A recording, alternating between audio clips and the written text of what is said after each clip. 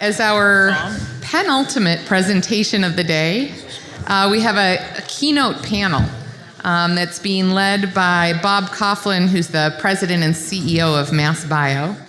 Mr. Coughlin is a long-term visionary leader of biotech and life sciences innovation. As a nice complement to our starting keynote, he too has done really awesome things in Massachusetts to grow the innovation economy there. He also speaks from the perspective of being a parent of a child who is dealing with the healthcare system. And he really, in helping to lead this panel, can help lead us in discussing how to take from the inspiration that we've all heard today and the networking and the multiple ideas that I know have been kind of going off in all of our heads to actualization, closing the loop with what Dr. Wyndham started us off with earlier this morning. So Mr. Coughlin, I'm really honored to have you here. Thank you for leading this panel. I'll let you introduce the various panelists who come both from Mass and Rhode Island. And I look forward to your kind of connecting us back together. So thank you. Great, thank you. Thank you very much. How about a round of applause for our moderator, huh? It's the end of a day, rainy day. And how about the weather here in New England? Isn't it awesome? The spring has been fabulous. Fabulous.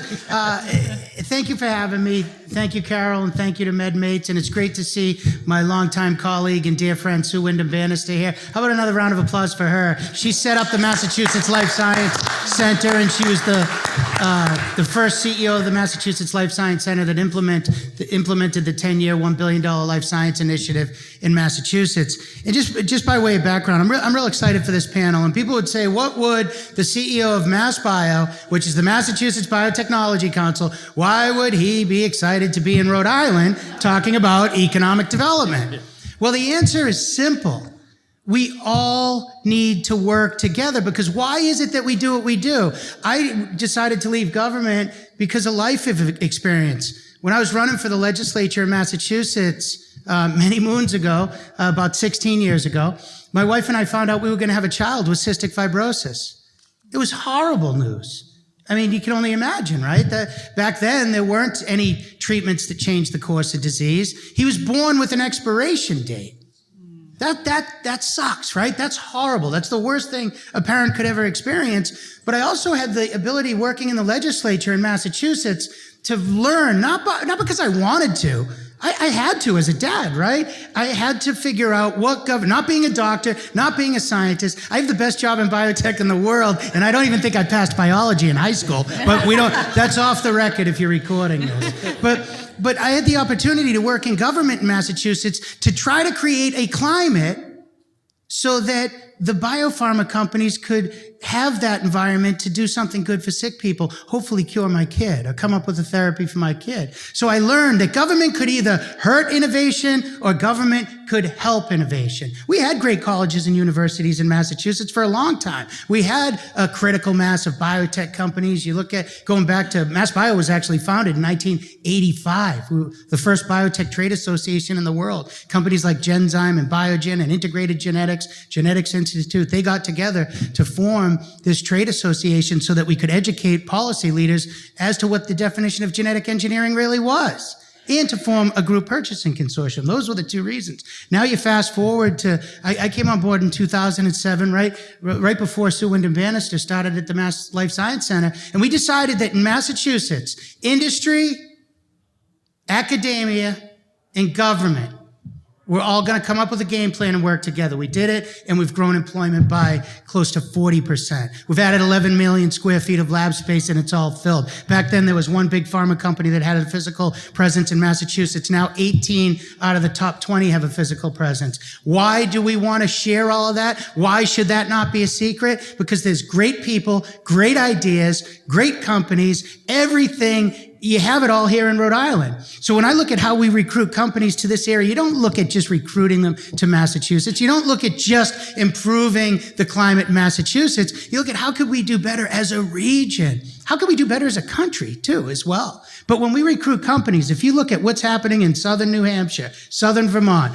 Massachusetts, eastern New York, Connecticut, and Rhode Island, we all do better. So what we want to talk about on this panel today is some of the amazing things that are happening right here in Rhode Island. And then we're also going to talk about what do we need to do collectively? What do we all need to do better? How can the academicians do better? How can industry do better? How can they partner to advance science and translate science into something that can ultimately help a patient? And then the third piece that I like to throw bombs on is what can government do better? Government needs to participate in being part of the solution, whether it's local, whether it's state government. And we can also talk a little bit about federal government and what needs to happen down in Washington, D.C., but we can't do miracles here, right? I don't even want to get into that right now. Let's focus on our region. It's much more pleasant. So with that being said, we've got some great panelists here. We want to have some time for questions at the end, but we also want this to be exciting and interactive. If you can tell, I got ADHD really bad. I don't sit down and just, I like to keep moving. So we're going to do that with the panel. And on the panel, we have Tom Osher from Wexford Science and Technology. We have Kelly Ramirez down the end from Social Enterprise Greenhouse. And we've got Dugan Sherwood, who's going to talk a little bit about CIC and what they got going on down here. And then we're going to wrap it all up and talk about what it is that we can do to make Rhode Island one of the best. I'm not going to say the best place in the world for innovation, but right there, one of the best. It's great if we all do well. So why don't we start off? Why don't we go down to the end, and we'll start with you, Kelly. Tell us a little bit about what you have going on, and we'll work our way back. Okay. Hi, everyone. Thank you, Carol, for putting on such a great event, and MedMates. I'm the CEO of an organization called Social Enterprise Greenhouse. We are an incubator, accelerator, ecosystem builder for do well, do good businesses. So our whole goal is to create businesses, quality jobs, and make the world a better place. And we're a nonprofit. We've been doing what we do for about 9 years. And in that time, we have just seen so much momentum around the concept of social innovation. We have worked with over 400 businesses and entrepreneurs. And our secret sauce is we have a network of 250 volunteers who really deliver all of the value to the entrepreneurs that we support. And I see many of our volunteers in the audience today. We have a focus on food, health and wellness, environment, and we're in the early stages of exploring launching a cluster around aging. And again, we operate very similar to many accelerators. We run 3 accelerator cohorts every year. We have a co-working space in the Innovation District, so we're going to be neighbors and collaborators, I'm sure. And I'm looking forward to that because I'm a huge believer in collaboration, and entrepreneurs need supports from many, many players in the ecosystem. Thank you. Want to go, Dugan? Sure. Carol, thank you for including me here today. Good afternoon, everyone. My name is Dugan Sherwood. I'm a managing director at CIC, which stands for Cambridge Innovation Center. We're, for those of you who aren't familiar with us, you will be in about a year and a half when we open up our new facility in Providence, Rhode Island. We're headquartered in Kendall Square in Cambridge. We've been the beneficiaries of programs and efforts like Dr. Wyndham Bannister and all the efforts that have gone into moving Kendall Square from a big university campus and 1 or 2 buildings off the campus into really what's now become a world-class neighborhood that sort of epitomizes the work, live, play, learn phenomenon that you see being replicated all over the world. We've been around since 1999. We are a facility that houses entrepreneurs and startup companies, innovators. We're generally speaking an agnostic as terms of which companies and the types of companies that choose to come to CIC, but because of where we locate, and a lot of this will relate to what Tom's going to talk about as well, because Wexford's become a close partner to us. Most of the companies are sort of indexed along the lines of life sciences or biotechnology, and then in software, hardware technology as well. We started our expansion efforts about 5 years ago, and this is a partnership that, just to prime the pump here a little bit, Wexford is become a real estate partner to CIC. We look for opportunities to expand into markets where that market has a tremendous amount of local energy and enthusiasm, and also very strong academics. And so our first expansion, to our surprise, years ago, about 4 or 5 years ago, was St. Louis, Missouri, and it really was because the strong academics and the focus of technology transfer from schools like Washington University and St. Louis University. If you look at the other markets that we're in now, we're down in Miami on the medical campus of University of Miami. This fall, we'll be opening up right between Drexel and Penn in Philadelphia. And so this is, we're really getting into a rhythm here. And we couldn't be more excited about everything that's coming in Providence. Bob, thank you for sort of framing this the way you have, because I think that this is a corridor, and this part of the world is a very special place, not just for Tom Brady, but especially because of Tom Brady. He is wonderful, though. I love him. I love him, too. Thanks. But we're coming down here in large parts because of we've been thinking about this for many years, because it's a train ride away. And you have so many of the ingredients that we have seen that have been flourishing in the Boston area. And I think the timing is great because of the projects that are going on in this innovation district that Kelly mentioned, and the leadership behind Brown is in particular something that we're really excited to be partnering with. Thank you, Dugan. How about you, Tom? How about a little bit about yourself? Sure. So I'm Tom Osha with Wexford Science and Technology. It's probably a name that many of you are familiar with. We're very excited to be here. We're a Baltimore-based development company that really does only one thing, and that's we specialize in creating innovation districts. We do it only with major universities, academic medical centers, and research institutions. So this is our 14th project that we have around the country, and we're absolutely delighted to be here. Just to bring folks up to date, because I'm sure you probably want to come up to date. Just last week, we did what's called the topping off of the innovation building there at the complex. That's a 191,000 square foot building. It's the building that will be anchored by Brown and the CIC. J&J also will be taking space in there, and there'll be plenty of space for large-scale companies to come in, to be near the university and to be near CIC and all of the excitement and density of startups that they will bring to the area. You may be familiar that we have the South Street Landing project, which is going great. Brown is in that, as well as we're very excited to have the Rhode Island Nursing Education Center, which is Rhode Island College and URI in there, and that serves a very, very important function.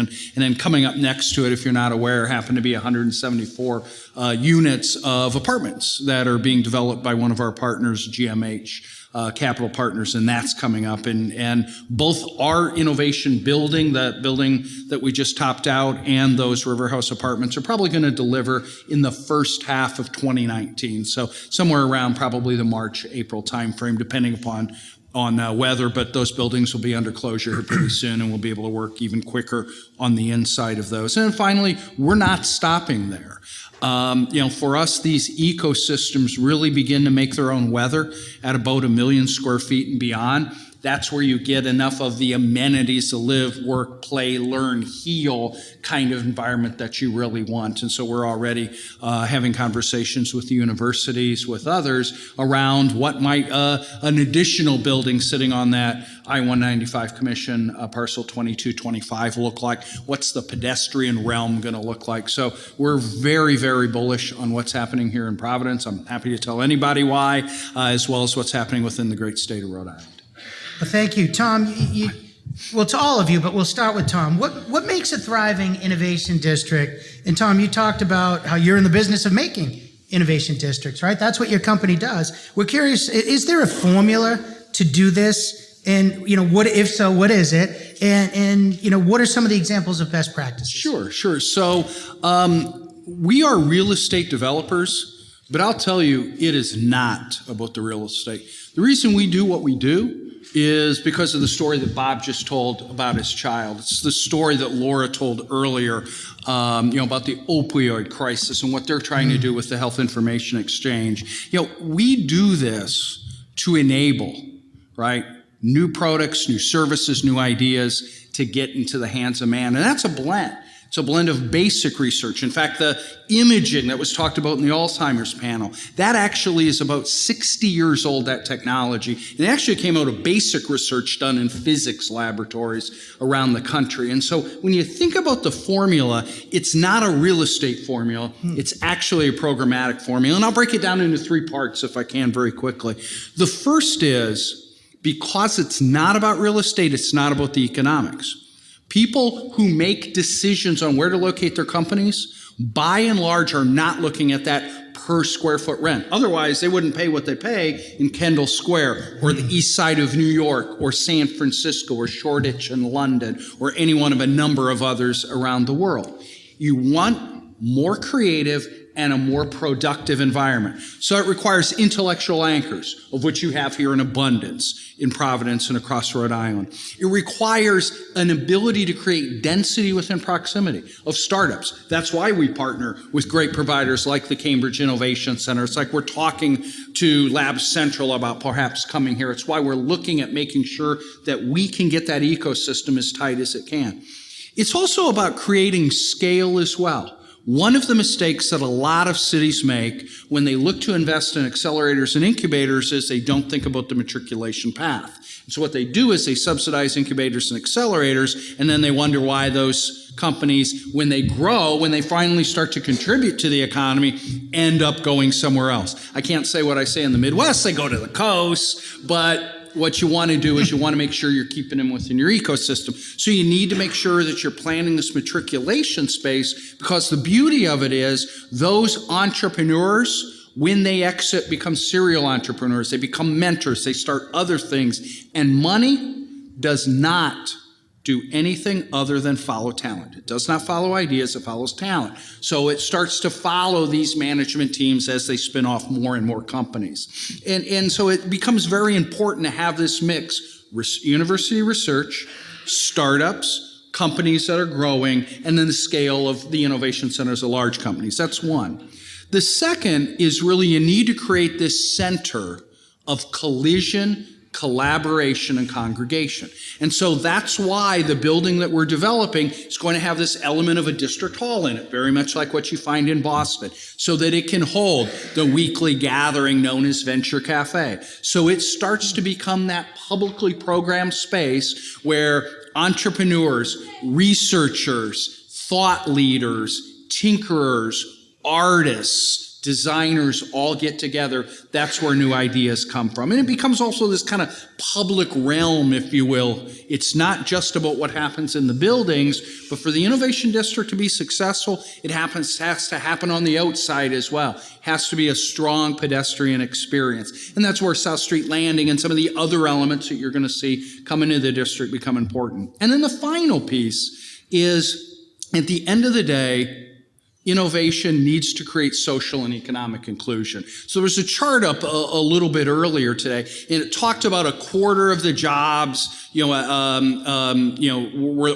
all that was, I think, a quarter of the jobs came from advanced degrees. Well, if you look at that, really in a life sciences ecosystem, 50% of the jobs don't even require a 4-year degree. And as companies are deciding where they're going to locate, they are really looking at, can I get that mid-skill? Can I get that technician class? Can I get enough people on the bench doing experiments? So having the integration with the community colleges, working with the high schools on STEM programming becomes critically important. Also to demystifying the buildings, right? In a lot of cases, you don't want these to be seen as buildings where white people in white lab coats go to do work, right? And so a number of programs all the way down to the primary schools that start to demystify what happens in the building starts to create a culture of life sciences and showing that opportunity exists for all at multiple levels and multiple age groups. And then finally, innovation districts of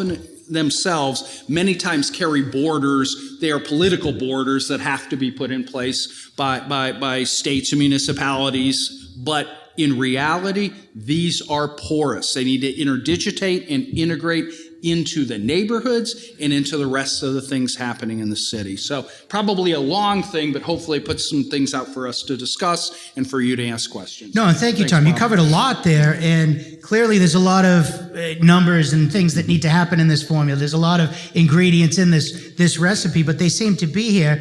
Dugan, what are some of your thoughts? What is a best practice? What are some of the things that have happened at CIC that you want to bring to Rhode Island?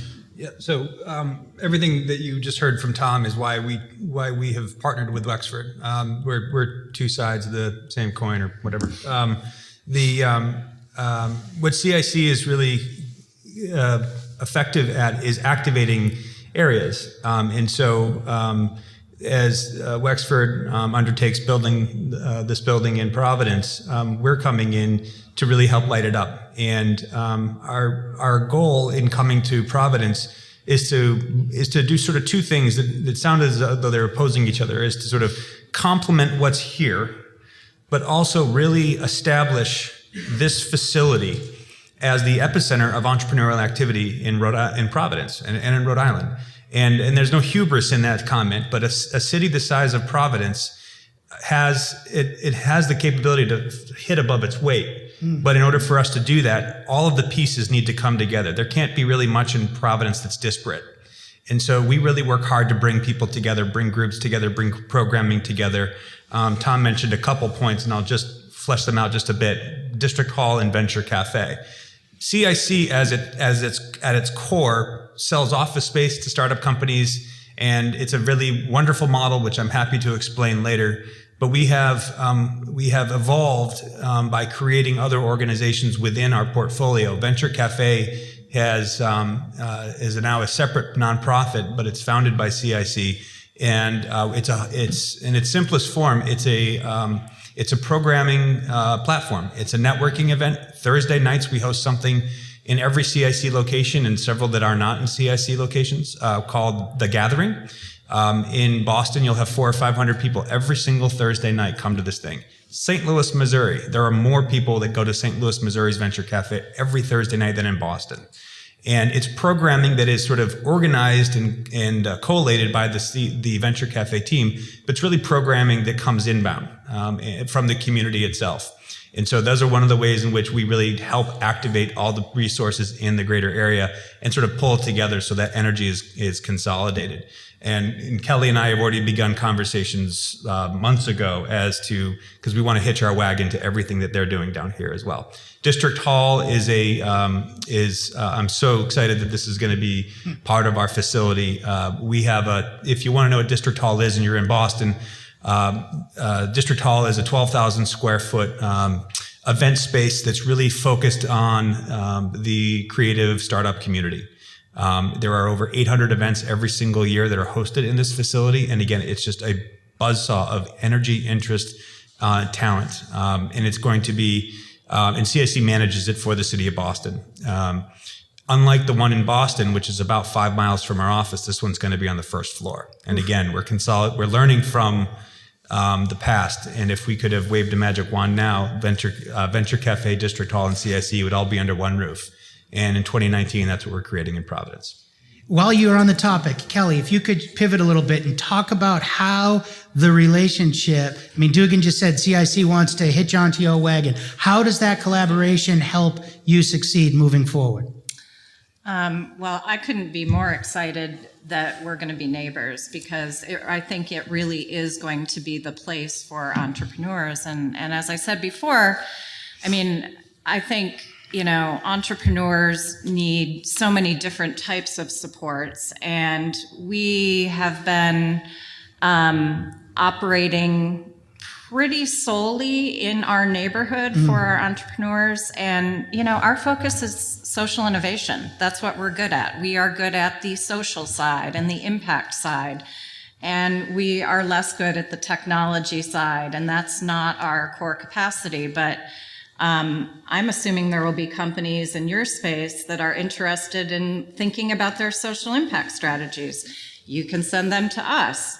There are companies that we're going to be working with that we can't provide them the expertise and the space that they need, and so we'll send them to you. So I just see it as, there is so much momentum. There's so much need, and the more we can collaborate and create value for our customer, which is the entrepreneurs, the better off they're going to be. No, that's wonderful. And if I could offer third-party validation as to what Dugan was talking about with the Venture Cafe and District Hall, there's times I go to Venture Cafe because it's really the buzz that is happening there with these people. And you could look over. Free beer. Yeah, free. Yeah, it's the buzz that comes with the free beer. That wasn't what I was talking about. But you'll see at these events, you'll see a Nobel laureate having a beer and a discussion with somebody that's still in college. Like, to see the age difference and the levels of experience and the interaction and everybody just enjoying each other's company. This idea of the innovation thing is a culture, it's behavior, it's buzz. And in order to get people humming along, you need that social interaction. You need to force these collisions. I've never seen anything like it in any other industry. It's like to think, and let's think of the whole .com bubble and what happened there. These folks weren't working with each other. They were competing each other. These innovative companies in the life sciences space or in clean tech and social impact area, they may be competing with each other, but when they get together, they all share ideas. And the more you collaborate, the more you convene, the more collisions that you force. These small areas benefit us. Look at Massachusetts is 1/6 the size of California, and we crush California in all the numbers. They're too spread out. Rhode Island is smaller than Massachusetts, right? So let's partner up and kick the daylights out of California then. But when you look at what's happening here, I'm so excited that CIC's doing what they're doing. I'm excited, Tom, about what you're doing. And Kelly, you've been doing it here. So the question would be, and you folks think of a question, because I'm going to come back to the audience for a question after we hit this one. How important is that bridge to Boston? What should it look like? Are we looking for finance? Are we investment? What is it like? If we're going to build a connection to Boston or any other economies in the area, what is it that we want that to look like, and how do we make that happen? So, who wants to start? It's up to you.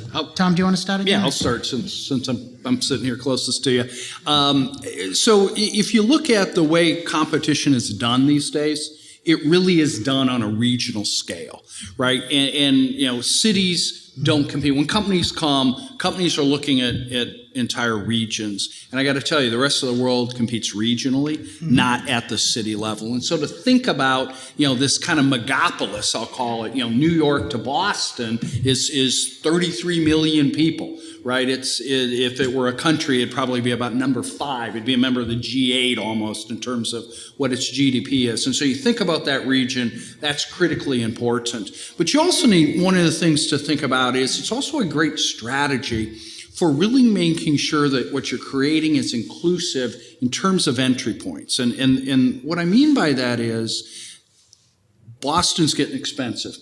Kendall Square and Cambridge are getting expensive. San Francisco, New York are getting expensive. So people are looking at these kind of, what I'll call innovation constellations and these kind of orbiting cities around the planets that have strong, universities, great quality of life, good business climate, right? Talent to spare. All of that in abundance, and certainly Rhode Island and Providence meet that bill.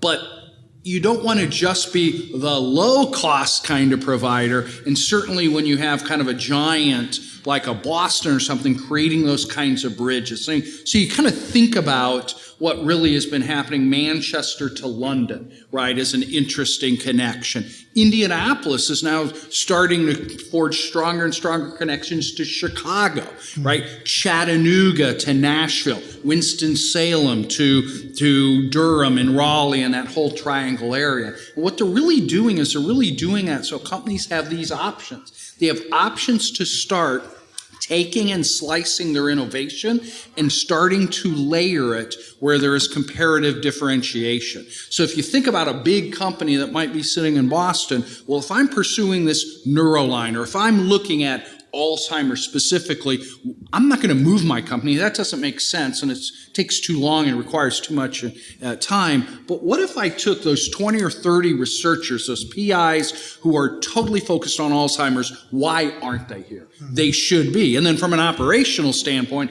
it's easier for me to manage the company with everybody in a region, right? But I can now take and put innovation where the intellectual capital, the infrastructure, and really the talent is. And so it's a strong, good competitive thing. And I think of all the cities I think about, this is one of the cities that has the best position, as well as all those other elements to be able to do that. Thank you. Dugan, what do you think? What needs to go across back and forth on that bridge? You use Boston as an example, or any other economy for an example, but what does it need to look like to be effective? Claire, can you raise your hand? Okay, so Claire is, hi Claire. She's part of the CIC team, and she's been down here, and she's been doing sales in the Boston and Cambridge area for quite some time. And we're already finding that there's a lot of interest in what we're doing, and we're 18 months away, which in our years is eons. And so we really are doubling down on the idea that the cost of real estate in the Boston area is going to be germane, and so hopefully there's 2 nodes now in Providence and Boston here. And so, it took me 45 minutes or so to get down here today, on the commuter rail. I live in West Newbury, Massachusetts, which is close to New Hampshire. It takes me longer to get to work in Boston. And so there's really, I think that there's a perception that it's across state lines. And so we need to sort of get past that. I live 12 miles from Kendall Square. Yeah. I can get to Rhode Island a lot quicker. Yeah, right. Exactly. Yeah. You can quote me on that. I say it all the time. Yeah. So what really ultimately needs to happen is that you need to have young talent stick around. I think that you have, with resources like RISD and Brown, you have, just like Boston, you have these opportunities to attract some of the strongest minds in the world to these great schools. And then, Boston, every great city suffers from brain drain, where people go study, they come to the city, the universities recruit them, they study, and then they go back to where they're from. And the more capable a city is at retaining that talent, everything follows. Tom was right about that. And there's not one silver bullet. You need to get the ecosystem right. And that's as important as it is to locate a building with the proper resources next to the right university, and the relationships with the faculty and physicians in the hospital system. That's important, but so is also getting the right restaurateur to open up his or her restaurant right next door or in the space. And to have housing that's affordable, and also designed right and built right, and a place where people could see themselves settling down, living a life. And so you have to think about all of these things, and that's what makes this work so much fun. Is that it's really dynamic, and Tom and I both have a chance to sort of see cities all over the country. And to some degree all over the world. Most cities are trying to create an innovation economy. And it is interesting for us to sort of see how different cities are tackling this. We're putting our money where our mouth is in Providence, because we really believe that, again, starting with city and state government coming in the way they have, partnering with the universities, and an industry like Johnson & Johnson, it really is all the pieces that we think are going to build something really cool here. Okay. Kelly, do you want to add to that, or do you want me to go to a question? Those are great. Okay, sir, at the microphone, it looks like we have 2 people. Let's start with you, sir. Could you please tell us who you are and ask your question? My name is Richard Horan, and I'm with the Slater Technology Fund. Tom, it's been a thrill to see the girders go up on the Innovation Center. Even more exciting was the recent submission of a proposal by Cambridge Biolabs in partnership with Wexford, pursuant to the Innovation Campus Bond Initiative.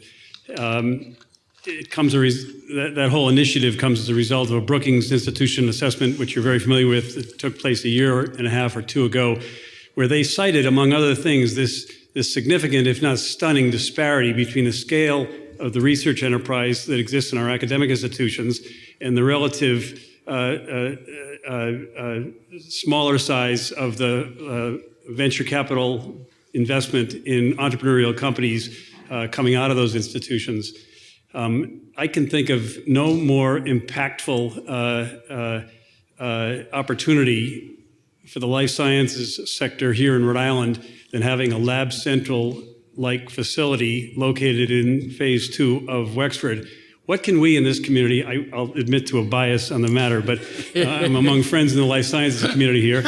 What can we do to get behind that proposal, to give it a fair hearing in the competition that's going to ensue over the next 3 to 6 months?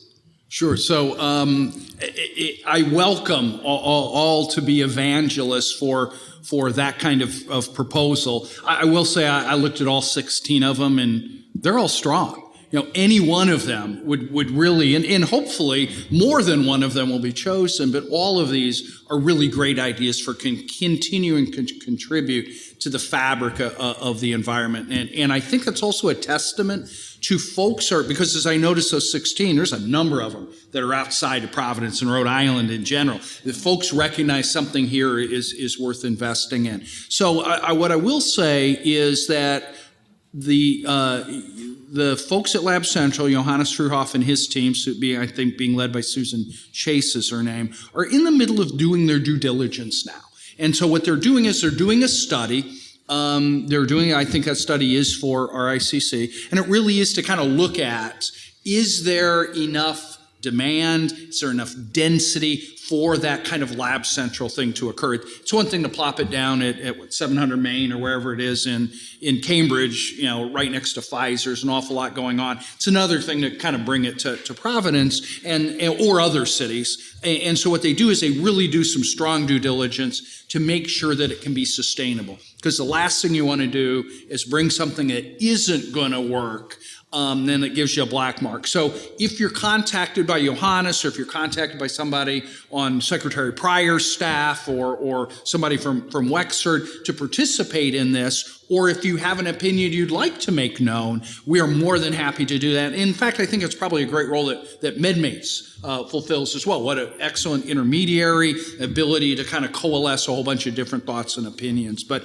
we put that forward because we really agree with you. One of the things that you do want to make sure is that you can incubate those wet lab companies here as well. It's a great thing to have all the digital tech and the tech folks that tend to go to a CIC. CIC is also working on managing some wet lab spaces they do for us in St. Louis. So we're going to continue to push that forward. The more you talk in forums like this, the more that you get folks who may be wanting to start a company or scale a company here in Providence to kind of put their hand in the air and say, hey, yeah, I'd come to something like a Lab Central, the better it'll help us all. Okay, we have another question. Yeah, my name is Pete Bonk. I'm with a company called Reaction Analytics. My question is, well, first of all, let's face it, being in a room with people that want to change the world is horribly exciting. And it's obviously, you guys can't even keep it to yourselves. But that's all good. The concern that I have, or question that I have, and perhaps this has been addressed, is the interaction between people in a shared environment, in an ecosystem. I mean, that's all great. We all learn from each other, all that good stuff.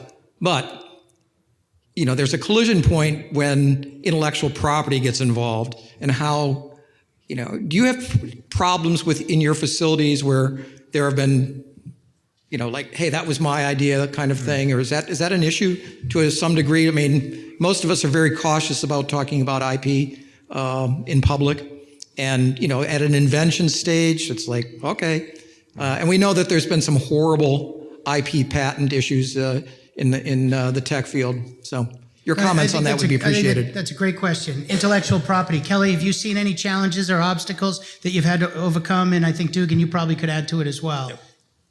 Well, we work with do well, do good entrepreneurs, so that just that has not been an issue at all for us, but it could just be sort of our customer base, so I'll pass it on to you. Surprisingly, it really isn't an issue for us either, and we have hundreds of companies that all share the same elevators and hallways throughout all of our locations. I think that, first of all, the earlier stage of the business, the more likely it is that you're doing something that really isn't the same as somebody else. Secondly, CAC really takes every precaution to have every security measure in place. I could talk for 2 hours about frosting on glass doors, on glass windows. We've also had the opportunity to work with companies like Google and Amazon and Facebook and Apple, and their security precautions taught us a lot about how to actually do things the right way where we protect IP. Google was at our office. They worked out of CIC for 4 years developing Android, and we didn't know what they were doing the whole time. And it's the same with Amazon. So we can go to the extreme. It really isn't a major issue. What I would say in our experience that I've seen more often than not is that you have two design firms that are both sort of service-based organizations that don't want to spill their secret sauce with each other. And in most locations, and certainly the case in a place like Providence, we're going to have multiple floors, so we just sort of separate them. And it really isn't that big of a deal. I think the bigger, I've got friends who saw The Social Network, the Mark Zuckerberg movie there, and they talk about the fear of somebody stealing your idea. Most entrepreneurs who really know what they're doing talk to everybody about it. It's really hard to start businesses, and it's even hard to make them work. So it's just really not that big of a deal. Okay, sir, we have time for one more quick question, and then we're going to have to wrap up. It's going to be very quick. It's on the revolution of innovation. How about that? At the regional level, it's following up a little bit on what you said about IP. How about also talking about tech transfer at the regional level? Because technology transfer is at the heart of innovation, right? Of the startups coming from that. And I, for one, believe, I'm pretty sure that there is a lot of innovation which will never be developed because Absolutely. It will not be discovered by the biotech. So you have a zillion companies, a zillion tech transfer offices. Chances of intersection are really tough. And I wonder if this shouldn't be something to think about in terms of really changing the philosophy of tech transfer at the regional level and maybe more. It's a great question. Do you guys mind if I take that one? Please. I'll tell you what we did in Massachusetts in the last 10 years to accelerate the amount of companies created. Just last year alone at MassBio, we brought on 195 new companies, new member companies in 1 year. We're on track to do about 210 this year. About a decade ago, we did a study, and we found that at little colleges like Harvard and MIT and UMass, and we had hospitals like Boston Children's, Dana-Farber, Mass General, Brigham and Women's. We looked at the top NIH-funded recipients, whether they were academic medical centers or academic institutions. We looked at what their tech transfer offices were doing, and we found that there were decades of amazing science getting dusty on shelves. And we said, why is that? What does success look like to a tech transfer office? Whether they called it LTO, TTO, TITO, they're all doing it a different way, okay? And they said, well, the amount of patents we get, that's how we gauge our success. Not anymore. The way we gauge our success at tech transfer in Massachusetts now is based on how many licensing deals you do and how many companies are created. If science is not turned into a company, it will never help a sick person. It won't. And if we don't have our partners, that's awesome. Yeah, clap. Yeah, you could get a guy out of politics, right? But when you think about that, right, that's a beautiful question, and that's what all of these folks are trying to do. And as Rhode Island pulls all this together, yeah, it's about new companies created. It's about science that gets turned into a company. You need to use that as a metric. And I think in closing, what we should, if it's okay to close up, we're out of time, so we have to close up. Keep in mind, think about what MedMates is doing, and I want to thank all of you for supporting MedMates. At MassBio, we've gone from 400 member companies to over 1,100 in the last 10 years.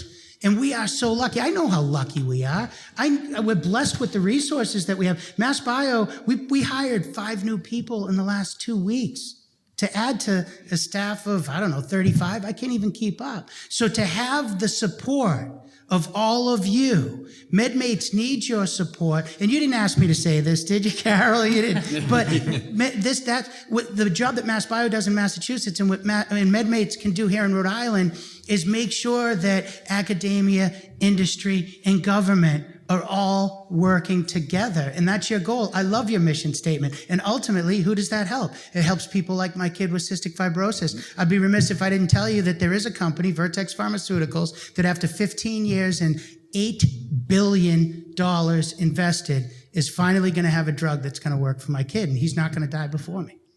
And that's why we do this, right? And that's awesome. I don't want to die early either, for the record. But how about a big round of applause for these amazing panelists and everything that you're doing here in Rhode Island?